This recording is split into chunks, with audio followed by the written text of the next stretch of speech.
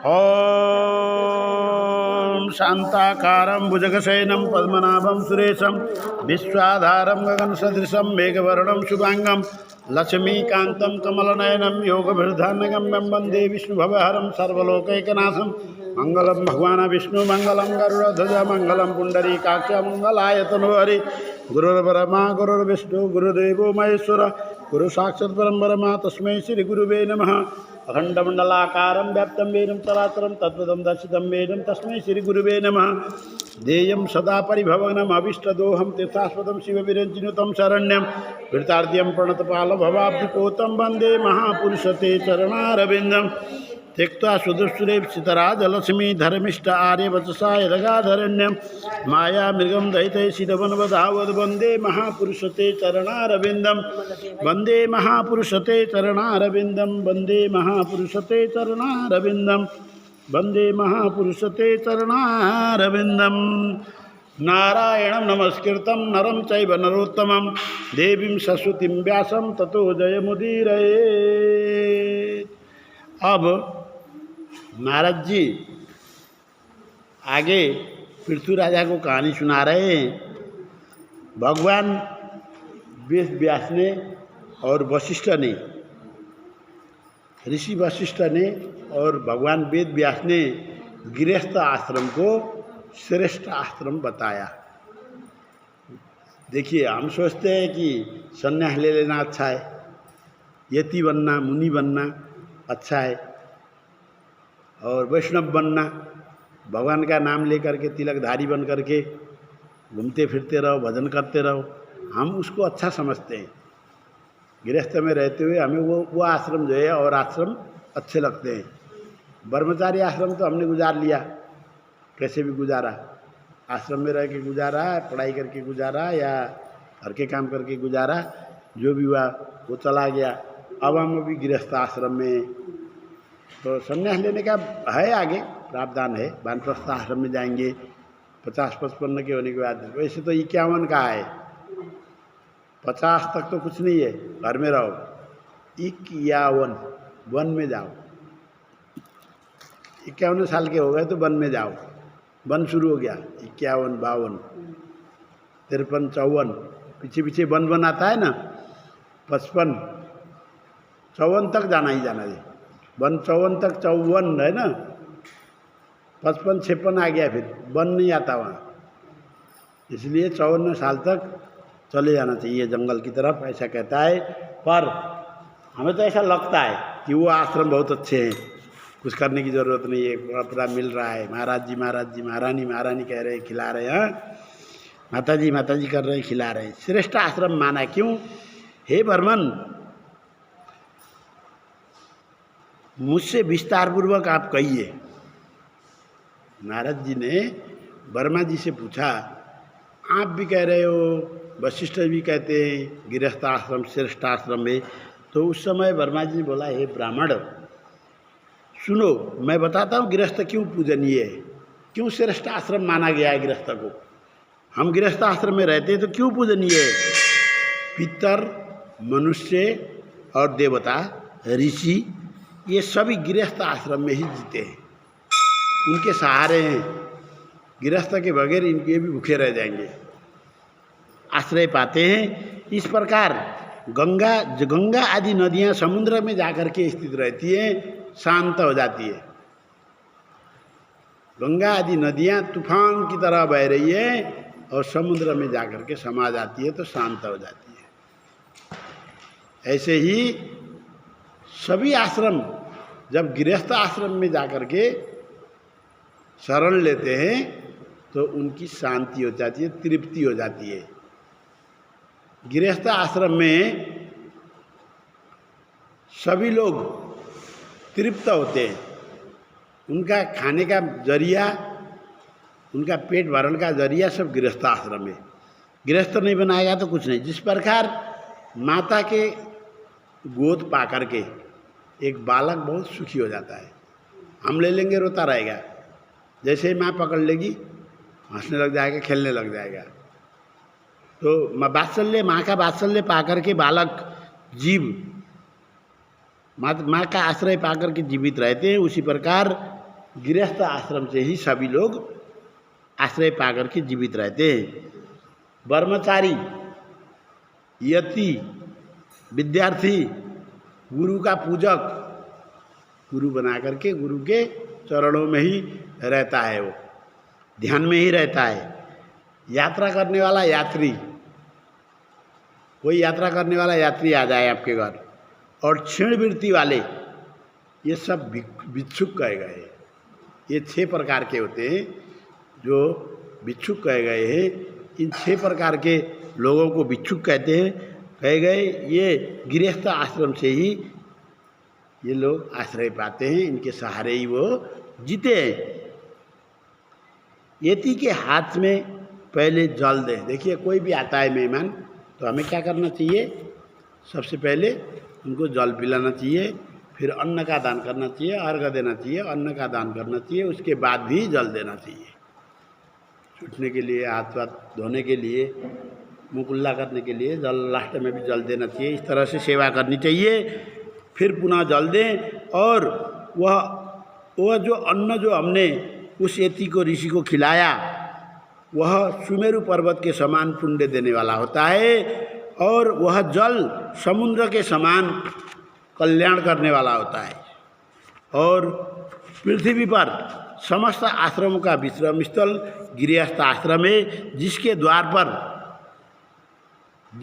पर गृहस्थ आश्रम के द्वार पर अब दोपहर के टाइम में कौन आता है? कभी देवता जाते हैं, ज़्यादा ही नाम चल रहा है, ज़्यादा ही भक्ति कर रही है फलानी, जाके देख लेता हूँ आज। 12 बजे के टाइम में 2 बजे तक, लगभग 3 बजे तक भी लेट हो जाते हैं, तो 11 बजे से 3 बजे के बीच में कोई आपके घर में आया और वह वहाँ से खाली हाथ लौटा, तो समझ लेना वो देवता हैं या पितर हैं या मनुष्य। दोपहर के समय में याचक की भांति घूमते रहते, भिक्षा मांगने के बहाने, कुछ मांगने के बहाने, याचना करना मतलब मांगना, कुछ मांगने के बहाने वो आपके घर के आसपास में घूमते रहते हैं, और वो वहाँ से अगर खाली हाथ लौटे तो आप परीक्षा में फेल हो गए, हम परीक्षा में फेल हो गए। इसीलिए मध्याह्न में, दोपहर के समय में कोई भी भिक्षुक आता है तो उसको दुनिया बाती मत सुनाओ, चुपचाप दे दो। तपस्या करने वाला, ध्यान करने वाला, उसके पास सुबेरे टाइम नहीं होता। सुबेरे तो अंट खाने वाले पीने वाले लोग आते हैं मांगने के लिए, जोगी का कपड़ा पहन करके। ठीक है जी। जो दोपहर में, मध्याह्न के समय में आपके घर में भिक्षा मांगता हुआ कोई अगर आता है, तो वो आपका पितर भी हो सकते हैं, वो देवता भी हो सकते हैं, वो आपसे परीक्षा लेने के लिए भी आए हुए हो सकते हैं। आपकी ख्याति से, आपके भजन से, आपके कीर्तन से, आपके पूजन से प्रसन्न होकर के आशीर्वाद भी देने आए हुए हो सकते हैं। बृहस्पतिवार की कथा में पढ़ते हो ना आप लोग, वो आते हैं तो रानी देती नहीं है कुछ भी। ठीक है जी। ऐसे ही वर्मा जी ने कहा, हे पुत्र सुनो, मैं तुम्हें एक पवित्र पौराणिक कथा सुनाता हूँ। सबसे पहले एक उतानपाद नाम के राजा हुए। उतानपाद का उत्तम पुत्र हुआ। उतानपाद राजा की कहानी तो बहुत आती है, देखिए जी। पहले संतान नहीं हुआ, कहानी कल्प में अलग अलग है। संतान नहीं हुआ, संतान के लिए बहुत बड़े यज्ञ करे। यज्ञ में क्या हो गया, पत्नी ने जो है, रानी ने पंडितों को खरीद लिया अंदर, मुझे तो बेटी चाहिए। बेटी हो गई। बेटी होने के बाद फिर राजा कह रहा है, वशिष्ठ ऋषि से कह रहा है कि ये तो आपने गलत हुआ, हमारा तो यज्ञ तो गलत संपन्न हुआ, बेटी हुई, तो क्या कारण है? कह के पूछा तो आप ब्राह्मण जो बिक गए ब्राह्मण, आपकी रानी ने जो है इनको मार्ग पदभ्रष्ट कर दिया ब्राह्मणों को, और उन्होंने जो है उल्टी आहुति दे डाली और बेटी हो गई। अब आप संभालो, मैं नहीं जानता। फिर देखिए, संतान का अधिकार भगवान शिव जी के पास है। दुनिया चक्कर में न पड़ करके, देखिए ऐसे यज्ञ बहुत है। पुत्र प्राप्ति के लिए भी यज्ञ होता है, संतान प्राप्ति के लिए भी यज्ञ होता है, पर उसमें 2-2, 3-3 लाख का खर्चा होता है, कौन करे? 9 दिन तक नवम पारायण सप्तम पारायण में होता है पाठ, पर कौन करे? मंत्रों का जाप ब्राह्मणों को बिठा करके 11 ब्राह्मण बैठेंगे, 9 दिन तक बैठे, 7 दिन तक बैठे, इस तरह से हैं बहुत सारे साधन हैं, पर वो हमारे पहुंच से बाहर है। तो क्या कहा गरुड़ में भी लिखा है, गरुड़ पुराण में भी, कि अगर कोई पति पत्नी, अकेली पत्नी जाने से कुछ नहीं होगा, अगर कोई पति पत्नी सिर्फ शिव जी के ऊपर जा करके जल बेलपत्र विष भांग धतूर चढ़ा करके हमेशा शिव जी के मंत्रों का जाप करके शिव के शरण में अगर जाते हैं तो उनको संतान की प्राप्ति अवश्य होगी, इसमें कोई दो राय नहीं है। ठीक है जी, पर दोनों पति पत्नी को बराबर अनुष्ठान करना होगा, भगवान की शिव जी की सेवा में लगना होगा। इस प्रकार जब वो चले गए, वशिष्ठ ऋषि चले गए, जाकर के शिव जी से प्रार्थना किया, मैं तो बेइज्जत हो गई मेरे जो है ब्राह्मण के रक्षक हो आप, कृपा करो। कहा तो क्या ये बार बार ये ऐसे ऐसे क्या क्या कर रहे हो गुरु जी, आप भी इतने बड़े हो करके, चलो एक काम हो सकता है, एक बार के लिए गलती हो गई तो माफ़ हो सकती है, एक बार के लिए मैं बनाता हूँ, बार बार मत आना। बना दिया, सिलेस्मान तक वन में चले गए, राजा और रानी अपने सैनिकों के साथ चला गया। उस वन में पहले शिव पार्वती बैठे हुए थे, कीड़ा कर रहे थे। उस टाइम जो 4 मुनि नहीं थे, उसमें भागवत में आता है सनक सरंदन सनातन, ये 4 मुनि नहीं थे, वो चले गए थे। वो चले गए थे तो वहाँ पे कीड़ा के समय में पार्वती को शर्म आई और झटपट उठ करके शिव जी ने कहा, पार्वती ने शिव जी से पूछा है ये बेकार है, ऐसे स्थान में हम नहीं रहेंगे। तो शिव जी बोले तुम्हें भय किससे है, स्त्री से है या पुरुष से? तो पार्वती बोले स्त्री से क्या भय करना, मुझे तो पुरुष से भय लगता है। तो शिव जी ने क्या करा, उस क्षेत्र को क्या बना दिया था, जो भी इसके अंदर सीमा के अंदर प्रवेश करेगा वो स्त्री बन जाएगा। तब उसके बाद जो भी आता था वहाँ पे वो स्त्री बन जाता था, पार्वती को कोई डर नहीं हुआ फिर। तो अब वो तो पुरानी कहानी थी, अब वो राजा का रानी उसी जंगल में टपक गए, उसके बेटे और बहू। और वहाँ पहुँचने के बाद क्या हुआ, बेटा गया था शिकार करने के लिए, बहू नहीं गई थी, बेटा गया था शिकार करने के लिए। तो वो क्या बन गया, स्त्री बन गया। फिर राजा वशिष्ठ के पास आया, प्रभु संभालो ये तो बर्बाद हो गया। फिर वशिष्ठ गए वहाँ, शिव जी ने कहा लास्ट है, अब 1 महीने आदमी बनेगा, पुरुष बनेगा, 1 महीने स्त्री बनेगा। जब पुरुष बनता था तो राज्य चलाता था वो, जब स्त्री बनता था तो जंगल में चला जाता था। जब जंगल में चला गया तो जब जंगल में चला गया तो स्त्री बन के गया था। चंद्रमा के साथ उसका मोह हो गया, प्यार हो गया। फिर चंद्रमा में उसको गर्भ धारण करवा दिया। अब कभी तो स्त्री बनता है, कभी जो है पुरुष बनता है। जब बच्चे पैदा होने की बारी आई तो वो पुरुष बन गया, 10वें महीने में समझ लो, 10वें महीने में पुरुष बन गया। और उसको उस समय थे बड़े बड़े वैद्य, शल्य क्रिया करके बच्चा पैदा हुआ था। उस बच्चा का नाम था उत्तम। सुनो जी, उत्तानपाद राजा का पोता हो गया। उस समय हे महामुनि, वह सुरुचि का पुत्र महाबली पराक्रमी और शत्रु मित्र को सब पुत्र स्त्री की समदृष्टि समझ करके राज्य करने वाला था। और उत्तानपाद का वह पुत्र, और उसने जो है बहुत धर्मज्ञ था। उत्तम नाम का पुत्र जो है उसने सुरुचि के महाबली पुत्र से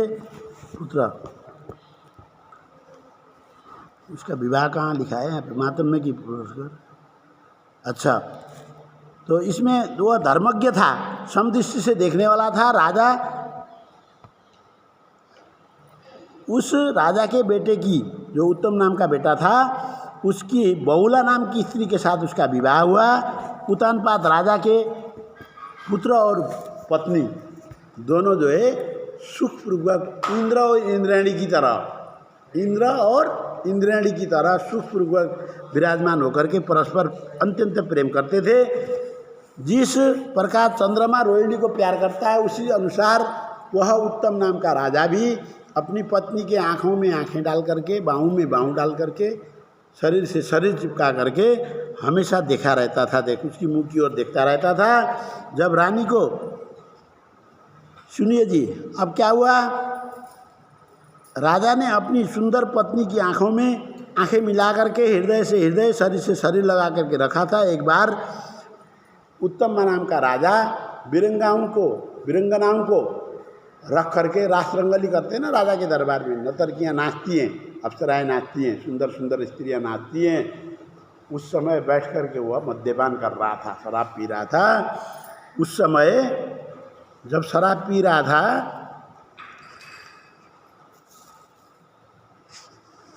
जब वह शराब पी रहा था, उस समय जो है वीरंगनाएँ नाच रही थी। राजा क्या जो दृष्टि है वो नर्तकियों के ऊपर है, और शराब का प्याला, दूसरा प्याला भी भरा और उसने अपनी पत्नी के आगे कर दिया, लो पियो जी, सम्मान के साथ, इज्जत के साथ दिया, दो हाथ यूँ करके, लो जी आप भी पियो। अब उधर वो उसकी दृष्टि पड़ रही है उन नर्तकियों पे जो नाच रही हैं उसके ऊपर, और इधर शराब का प्याला दे रहा है।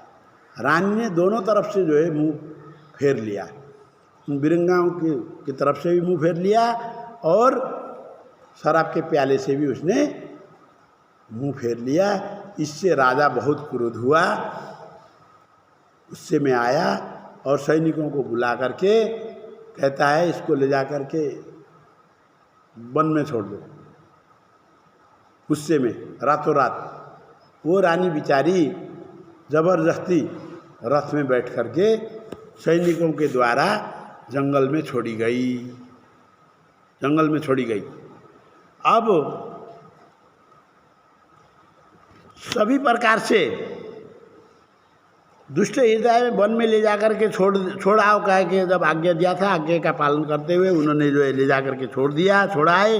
परंतु घटना के बाद राजा भी उस रानी को अगले दिन सवेरे तो अक्ल आ गई उसकी, उसी के विरह में, प्यार में हमेशा तड़पता रहा। उसने कभी भी शादी नहीं करी। अपनी वह सुंदर रानी को रात दिन याद करता हुआ राज्य और प्रजा का धर्मपूर्वक पालन करने लगा। एक दिन वह प्रजापालक राजा के समक्ष एक ब्राह्मण आए, ब्राह्मण देवता आए और अपना दुख कहना आरंभ किया। ब्राह्मण बोले, हे महाराज, मैं बहुत दुखी हूँ, मैं बहुत दुखी हूँ। मेरी पत्नी को किसी ने हरण कर लिया। मेरा कष्ट आप ध्यान से सुने। मेरी पत्नी को कोई व्यक्ति उठा करके ले गया, आप उसे मुझे ला करके दें। राजा ने कहा, हे ब्राह्मण, कैसी बातें कर रहे हो आप? मैं उसको जानता नहीं है, देखा नहीं है, कैसी है, हाँ, कौन है, कहाँ गई है, कुछ तो अता पता हो, कोई दुश्मन हो आपका कि वहाँ फलाने ने चोरी करी, फलाने ने मेरी पत्नी को चोर के ले गया, हार के ले गया, कुछ तो कंप्लेन होती है। कितने बजे की बात है, कब है, कैसे बैठी थी, कैसे दिखती है, कुछ पता ही नहीं। मैं कहाँ से ढूंढ के दूँ आपको? कैसी बातें कर रहे हो आप, ब्राह्मण होकर के भी? वह कहाँ गई है और मैं उसे ढूंढूँ तो कैसे ढूंढूँ, कैसे कहाँ से ले आऊँ? तो ब्राह्मण ने बोला, हे राजन, द्वार बंद करके वह माँ और भाई के घर में सोई हुई थी अकेले। माँ और भाई का घर मतलब पियर में। उस दिन माँ और भाई और कहीं गए थे, वो अकेली जो है पियर में सोई हुई थी। रातों रात कोई आके उठा के ले गया। तो ले जाने के बाद यह मैं नहीं जानता कि कौन हर के ले गया। हे राजन, आप प्रजा की आय से कर लेते हो, हम कर देते हैं ना, टैक्स देते हैं ना हम लोग, प्रजा की आय से आप कर्ज लेते हो, कर लेते हो, इसीलिए आपका फर्ज बनता है कि आप उनकी रक्षा करो। आपके सैनिक क्या कर रहे थे? जब ज़बरदस्ती चिल्लाई होगी, रोई होगी, पुकारा होगा उसने, मुझे बचाओ मुझे बचाओ, कहा होगा। सैनिक सारे सो रहे थे, इसलिए आप कर लेते हो, ये आपका फर्ज बनता है, क्योंकि आप लोग कर लेते हो इसलिए सब लोग निश्चिंत होकर के सोते हैं रात को। हमारे यहाँ भी देखिए सैनिक पूरा बॉर्डर पर तैनात हैं, पुलिस की वैन गली गली में जो है घूमती है रात भर। हमारे यहाँ तो अच्छी से व्यवस्था है ना, सुविधा है, पुलिस की वैन घूमती है, फ़ोन कर दोगे 2 मिनट में घर में पुलिस पहुँच जाती है। आजकल ऐसी व्यवस्था कर दी है गवर्नमेंट ने। तो वो क्या है, हमारे टैक्स के कारण तो वो कर रहे हैं ना, सेवा कर रहे हैं वो लोग। तो ऐसे ही आपकी भी दायित्व बनती है, आपने ऐसा क्यों नहीं किया? आप हमें बताना चाहिए, हमें सेफ्टी देना चाहिए, आप क्यों नहीं कर रहे हो? मैंने आपकी स्त्री को देखा भी नहीं है, वो राजा कहता है। सब लोग निश्चिंत होकर रात में सोते हैं, ब्राह्मण ने कहा। तो राजा ने बोला कि मैंने आपकी स्त्री को देखा नहीं है, न मैं उसको जानता हूँ, ब्राह्मण किस आयु की है, वो कैसे स्वभाव वाली है? तो ब्राह्मण ने कहा वह कल्याणी बहुत कठोर वचन बोलने वाली है, कर्कश वाणी, कौवे की तरह।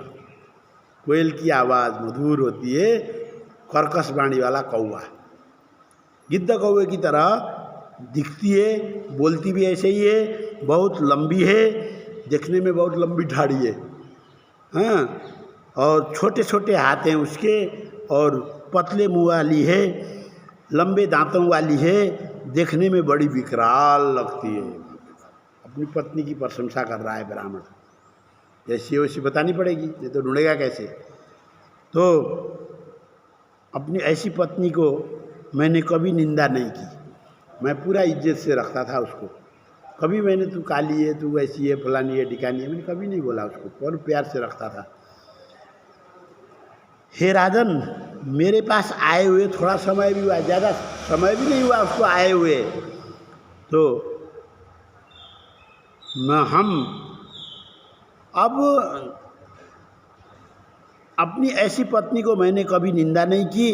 राजा बोले, अरे ब्राह्मण, कहाँ इन चक्करों में पड़े हो? ऐसी कर्कश आवाज़ वाली, हाँ, पतले पतले मुँह वाली, छोटे हाथ वाली, विकराल डरावनी, काली काली कह रहे हो आप, हैं? ऐसी पत्नी को तो आपके लिए शोभनीय नहीं है। आप तो विद्वान ब्राह्मण हो, आपको तो मैं कुलक्षणा, शुभ लक्षण से युक्ता, सुलक्षणा पत्नी में शादी कर देता हूँ, आराम से प्यार प्रेम से रहो। ऐसी ऐसी तो त्यागने योग्य है, त्यागने योग्य है, इसको तो त्याग कर देना चाहिए आपको। राजा अर्थ दे रहा है ब्राह्मण को। अच्छी स्त्री कल्याण करती है, तुम्हारी जैसी पत्नी तो हमेशा दुखी देती है। जो रूप और शील रही तो उसे त्याग देना ही चाहिए।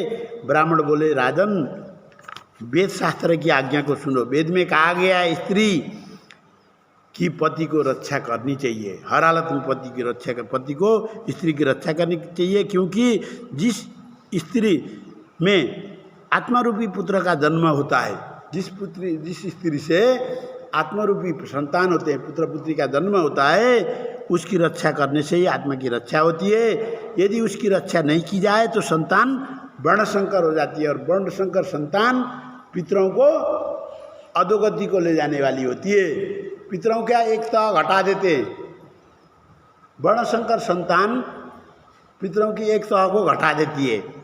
इसीलिए वर्णशंकर पुत्र अपने पुत्रों को स्वर्ग से गिरा देता है। स्त्री के बिना धर्म और दैनिक क्रिया की हानि होती है, जिसके कारण हमारा सब नाश होता रहा है। ब्राह्मण कह रहा है, मैं डेली करता हूँ पूजा, पर उस पूजा का कोई फल नहीं है, मेरे पास नहीं मिलता मुझे कुछ भी, क्योंकि मेरी पत्नी घर से गायब है, 1 महीने हो गए। जो लोग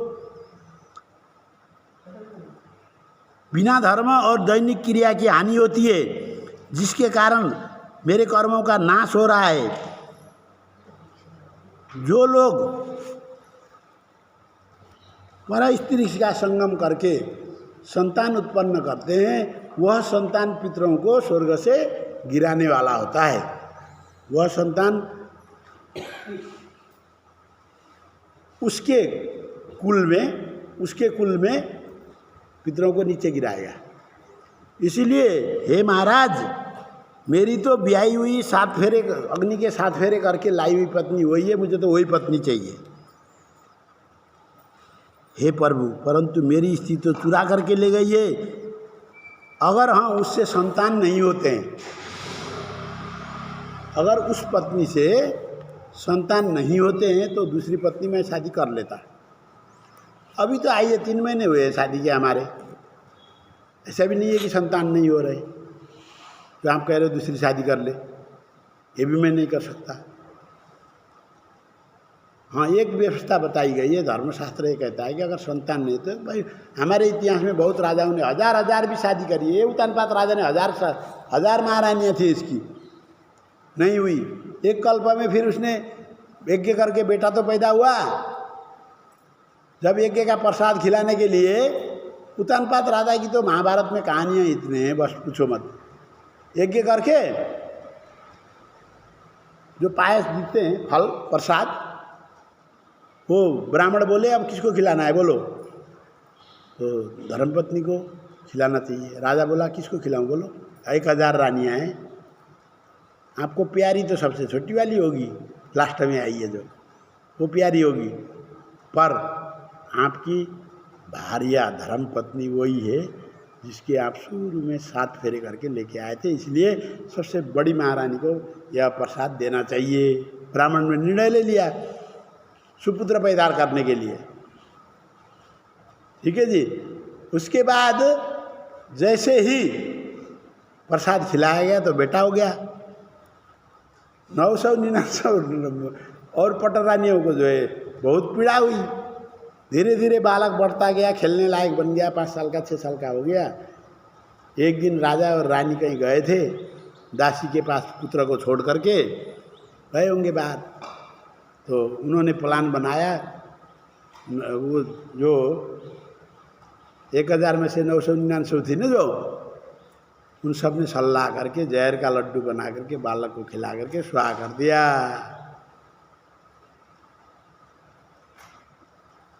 किसी भी तरह से संतान रहने नहीं दिया राजा के यहाँ। ऐसी कहानियाँ बहुत हैं।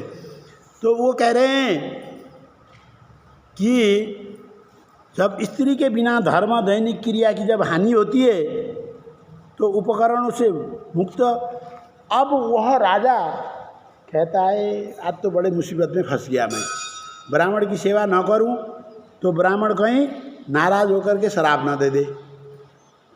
तो चलो महाराज, कौन चुरा करके ले गया, ब्राह्मण से बोले चलो आ जाओ मेरे साथ। उस राजा ने अपने हाथ हथियार लेकर के उपकरणों से सज्जित होकर के अपने घोड़े में सवार होकर के ब्राह्मण को साथ लेकर के वह पृथ्वी पर भ्रमण करने लगा। भ्रमण करते करते एक वन में पहुंच गया। कई दिनों में एक वन में पहुंच गया। वहाँ पे एक तपस्वी थे, तपस्वी के पास राजा पहुंचा। जैसे ही राजा ब्राह्मण दोनों ही थे वहाँ पे उस समय, तो जैसे राजा गया तो देखो महाभारत में भी आप उसमें सुना होगा, भागवत में भी, राजा परीक्षित जब ऋषि के पास पहुंचते हैं तो ऋषि ने जो कोई उनको देखा ही नहीं क्योंकि वो ध्यानस्थ थे।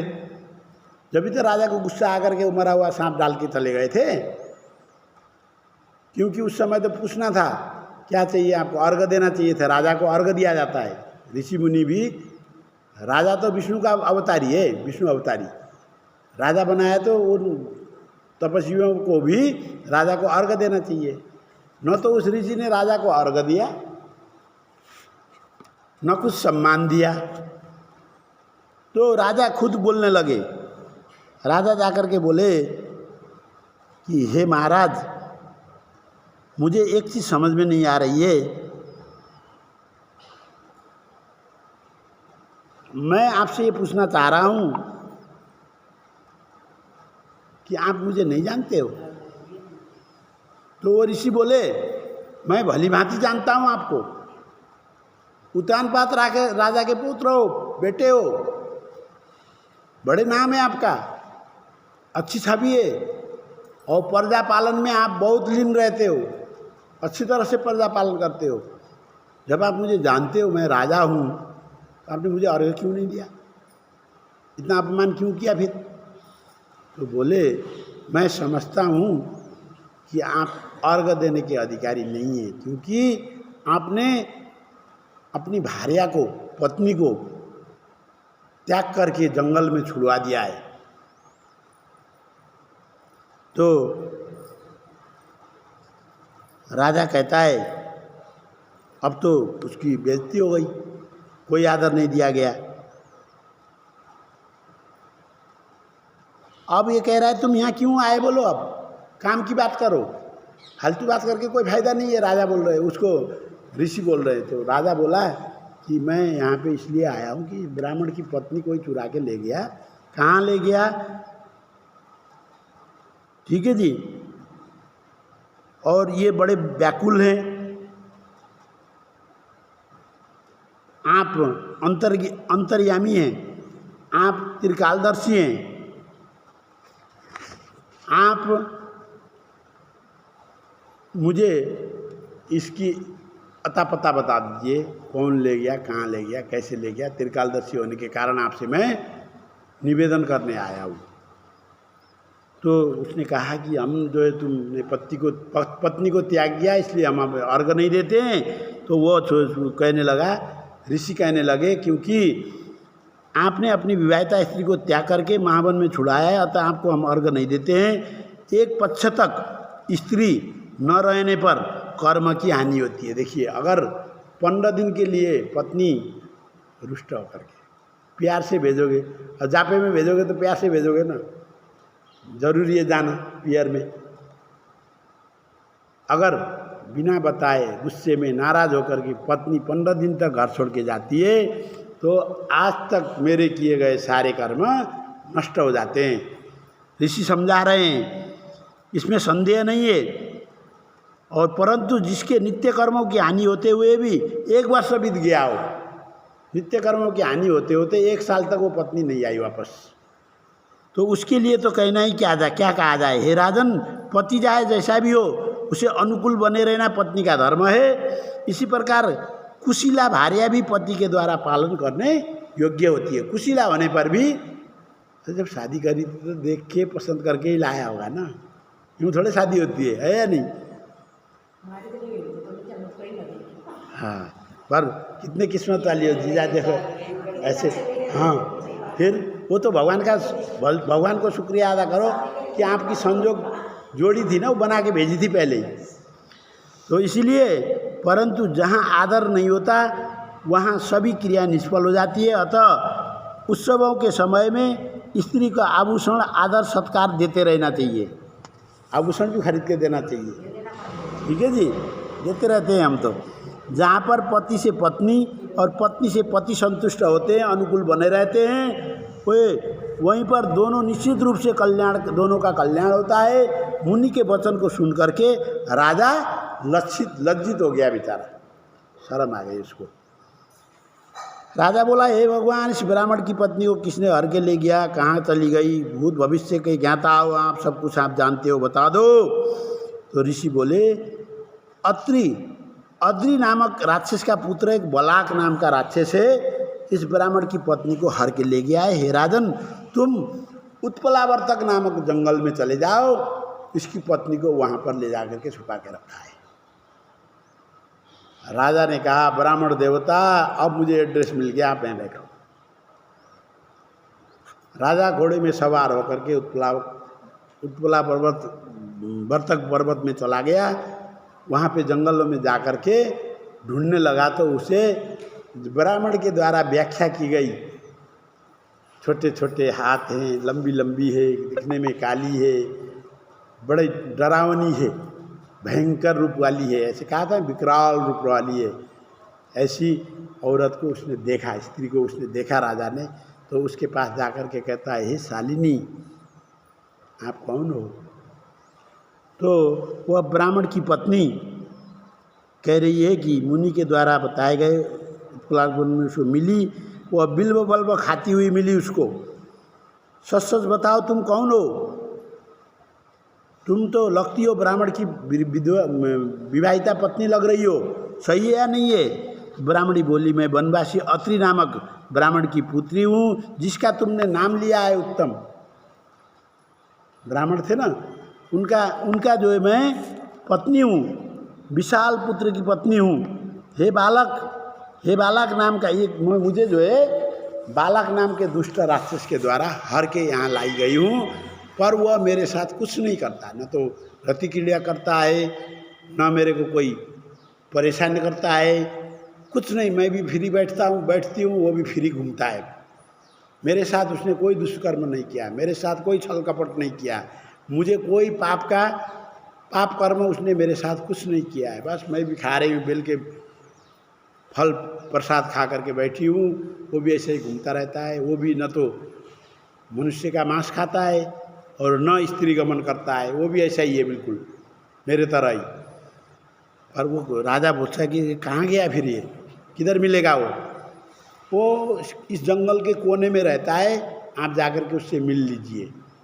राजा सीधा घोड़े में सवार होकर के आओ, उसको बोला महारानी आप यहीं रहना जी, आप ब्राह्मणी है, मैं आपको रक्षा के लिए, आपके पति ने मुझे भेजा है ढूंढने के लिए, मैं लेने आया हूँ आपको, मैं पहले उससे मिल के उसका खबर लेके आता हूँ मैं।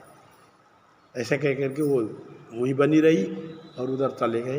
जाकर के जैसे ही राजा को देखा, राक्षस नतमस्तक होकर के पैरों में गिर पड़ा। कौन है तू? मैं बालक नाम का राक्षस हूँ, तूने ब्राह्मण की पत्नी को क्यों हरण किया? तो वो कहता है कि यह ब्राह्मण सभी ऋतिक यज्ञों में शरीक होता है, भाग लेता है, ब्राह्मण पूजा करवाता है, और उस समय यूं करके चारों तरफ पीली सरसों लेकर के छिड़कवाता है। अभिचाराणी सर्वाणी मंत्र तंत्र भूतले भूसरा खेसरा जय जलशास्त्रोपदेशिका सहजा कुलजा माला डाकिनी शाकिनी तथा अंतरिक्षरा घोरा बंडा किन्या महाबला अपसर्वंतु ते भूता ये भूता भूमि स्थिता ये भूता विघ्न करता रस्य नस्वंतु शिवा गया अपकरा मंतु भूतानी पिशासा सर्वतो दिशम सर्वेशाम विरोधे न पूजा कर्म समारभे कह के चारों तरफ छिड़काता फेंकवाता है, और हमें उस यज्ञ का प्रसाद खाने का भी देता ही नहीं। हम इसीलिए भूखे हैं, तड़प रहे हैं हम भूखे मारे। जहाँ भी यज्ञ होता है हम पहुँच जाते हैं, पर वही ब्राह्मण रहता है, वही जो है भूत प्रेत पिशाच को दूर करने वाले मंत्रों का प्रयोग करके वह हमें कुछ भी खाने नहीं देता। इसलिए हमें गुस्सा आया, मुझे गुस्सा आया, और इसको सबक सिखाने के लिए मैं इसकी पत्नी को उठा के लेके आया हूँ। तूने इसको खाया क्यों नहीं? तूने इसके साथ प्रतिक्रिया क्यों नहीं की?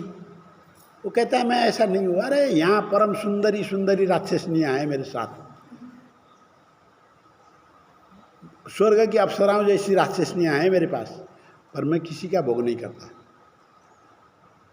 और मैं नर मांस कभी नहीं खाता। मैं फल प्रसाद खाने वाला हूँ। मैं भी भक्ति करके आया था, पर प्रेत कुल में आया। पूर्वजन्म की कहानी बहुत लंबी है मेरी, कह रहा है। तो आप इतने दूर से चल कर के आए, मुझे बुला लिया होता, मुझे आज्ञा प्रदान कीजिए, मैं क्या सेवा कर सकता हूँ आपकी? तो राजा बोला चुपचाप से जहाँ से लाया था वहीं पे जाके ब्राह्मण की पत्नी को छोड़ के आ जा। और दूसरी बात, तुझे मैं सजाएं इसलिए नहीं दे रहा हूँ क्योंकि तेरे संस्कार अच्छे हैं, राक्षस होते हुए भी तू संस्कार अच्छे हैं। तो अच्छे लोगों को राजा जो है हमेशा क्षमादान देता है। मैंने क्षमादान दे दिया, पर कभी अगर मेरे राज्य में तेरे जैसे दुष्ट की आवश्यकता पड़ी, वो भी रखने पड़ते हैं। देखो राजा को तो गुंडे भी पाल के रखना पड़ता है, प्रधानमंत्री को ऐसी बात नहीं है। सुन रहे जी? तो तेरे जैसे की अगर ज़रूरत पड़ी तो मैं तुझे याद करूँगा, याद करते ही मेरे पास पहुँच जाना। तो उसने राजा का आज्ञा शिरोधार्य किया, ब्राह्मण की पत्नी को ले जा करके छोड़ दिया, और राजा अपने राज्य में आया। आने के बाद रोज रोज उसके मन में, अब उसके मन का जो दरवाज़ा होता है वो दरवाज़ा खट खट खट खट खट खट बोलने लगा। ऋषि ने मुझे अर्घ नहीं दिया, अब मैं किसी भी ऋषि के पास जाऊंगा वो मुझे अर्घ नहीं देंगे, मेरी इज्जत नहीं होगी, मेरा सम्मान नहीं होगा। है मैं तो मारा गया, जीते जी मर गया, मैं जीते जी मर गया। कोई अर्घ देने को तैयार नहीं है, कोई इज्जत नहीं करता मेरी, कोई सम्मान नहीं करता। मेरी पत्नी को मैंने जंगल में छुड़ा दिया था, अब उसको बाघ भालू चीताओं ने जो खा लिया होगा, अब तो कहाँ रही होगी वो। हे राम, मैं क्या करूं, किसके शरण में जाऊं? तड़प रहा है। उधर ब्राह्मण की बात याद करता है, ब्राह्मण की बात करता है, बातें याद करता है। बिना पत्नी के तो रहना ही नहीं चाहिए। दूसरी सुंदर पत्नी दे रहा था फिर भी नहीं लिया। मेरी तो इतनी सुंदर प्राण प्यारी प्रिया थी, रोज़ मैं याद करता हूँ उसको, मैंने बहुत बड़ी गलती करी, भूल करी, पछताने लगा। फिर बाद में धीरे धीरे शांति मन से सोचता है तो मुझे उसी ऋषि के पास जा कर के कुछ उपाय वही बता सकता है, क्योंकि तेरे कालदर्शी हैं वो। तो उस ऋषि के पास राजा पहुंच गया और राजा ने जो है जा कर के ऋषि से कहता है कि आप मेरा कल्याण करो। मैं समझ गया आपके वचनों ने जो बाण तीर मेरे हृदय को विदर्भ कर दिया, ब्राह्मण के वचनों ने जो पत्नी के विषय में इतनी बातें कही ब्राह्मण ने, तो मैं विदीर्ण हो गया। अब आप कृपा करके मेरी पत्नी को के बारे में बताने की कृपा करें। तो बोले एक समय आपकी पत्नी नदी में नहाने के लिए चली गई थी। जंगलों के बीच में तो नदियाँ बहती हैं, नदी में नहाने चली गई थी। जाते जाते वह बह गई। रात का टाइम हो गया था, इसलिए वरुण के दूध आए हुए, वरुण देवता के दूध होते हैं, रात को नहाने वाले को पकड़ के ले जाते हैं। नंद बाबा को भी ले गए थे एक बार,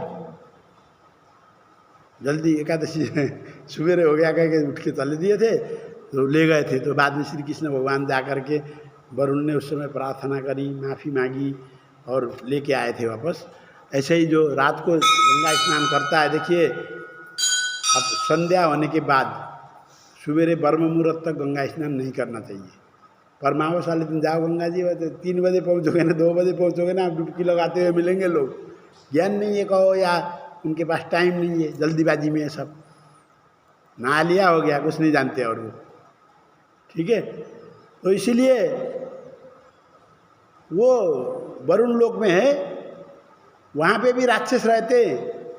उसमें भी एक राक्षस जो है वरुण लोक से भी एक राक्षस उठा के लेके गया था। वो खाने को तैयार हो गया था, उसको कहानी सुना रहे हैं, खाने को तैयार हो गया था, पर उसकी बेटी जो थी उसको दया आ गई और उसने बेटी ने जो है उसको उसके घर में एक कोने में कमरे में कैद करके रख दिया। और आज तक उस राक्षस को वो औरत नहीं मिली है, तुम्हारी पत्नी नहीं मिली है, इसलिए वो सुरक्षित है। और कैसे लाया जाए, वरुण लोक में कौन जाएगा ऐसे? तो बोले तेरे पास वो है ना जिसने ब्राह्मण की पत्नी को हरण करके ले गया था,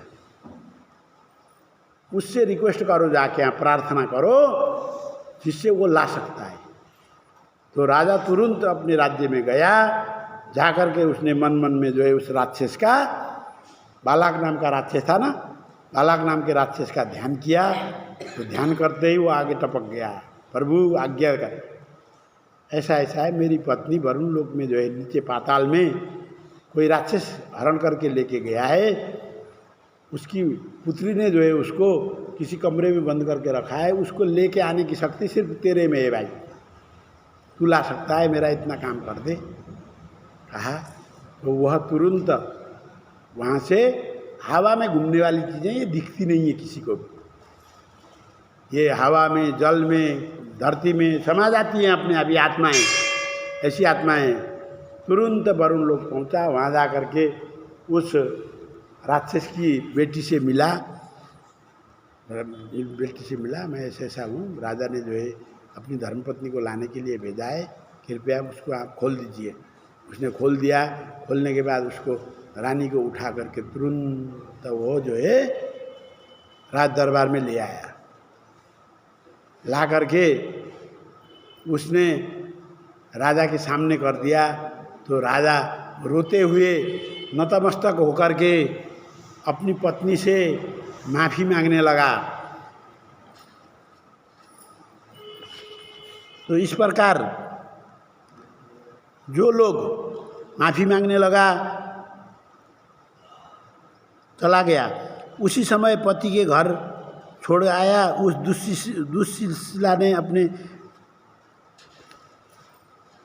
पति के घर भिजवा कर, अच्छा राजा के नहीं गए, मैंने अपनी पत्नी को वन में छुड़ाया था, मैंने आपको वन में छुड़ाया था, आप मेरी परम प्रिया हो, रोज़ मैं आपको याद करता हूँ, पर आज मुझे सबक मिला, ब्राह्मण ने मुझे ज्ञान दिया, ऋषि ने मुझे ज्ञान दिया, इसी जो राक्षस उठा के ले आया उसने भी मेरे को ज्ञान दिया।